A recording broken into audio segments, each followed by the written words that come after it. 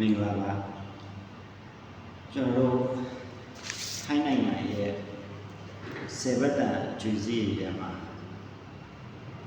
ထုတ်ထားတာအများဆုံးဖြစ်တဲ့ဆေဘတ်တန်ဒီကန်ချနာပိစက်လို့ခေါ်တဲ့စင်နာကောင်နဲ့အကျွေးစည်းဒီအကျွေးစည်းကခေါင်းပန်းအသက်ထုတ်ထားခြင်းမှာခေါင်းပန်းစောက်ထုတ်ဖြစ်နေလို့ရှိရင်ရောင်းလို့ရပါတယ်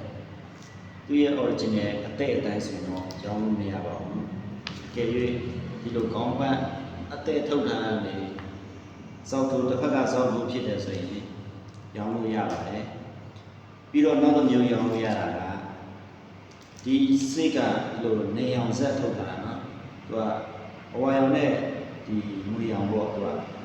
အလဲမှာအဝါရောင်ဖြစ်ပြီးမှဘေးမှာမွေရောင်သူကအဲ့လိုမျိုးထုတ်ထားတာပါအကယ်၍တစ်စိတ်လုံးမှာမွေရောင်ကြီးပဲဖြစ်နေတဲ့အစိတ်တွေ10 plus စိတ်ပါတော့ဒီလိုစင်နှကောင်နဲ့အဲ့လိုမျိုးရှိလို့ရှိရင်လည်းရောင်းလို့ရပါတယ်ဒါပေမဲ့ဒီလိုရိုးရိုးဆိုရင်တော့ရောင်းလို့မရပါဘူး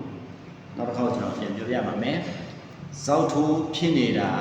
ဒါမှမဟုတ်တစ်စိတ်လုံး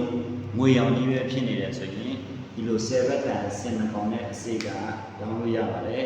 ဒီစောက်ထဲကလို့ရိုးရိုးအစိတ်ဆိုရင်ခေါင်းပတ်အသက်ဆိုရင်လုံးဝရောင်းလို့မရပါဘူးခင်ဗျာ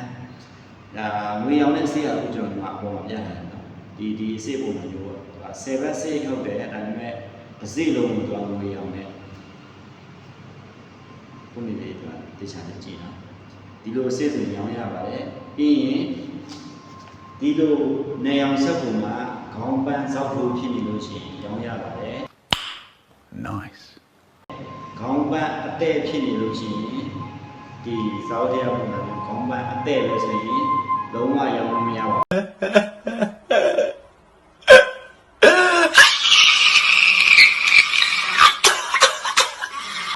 အဲ့ဒါလာပြောပြတာပါအားလုံးကျေးဇူးတင်ပါတယ်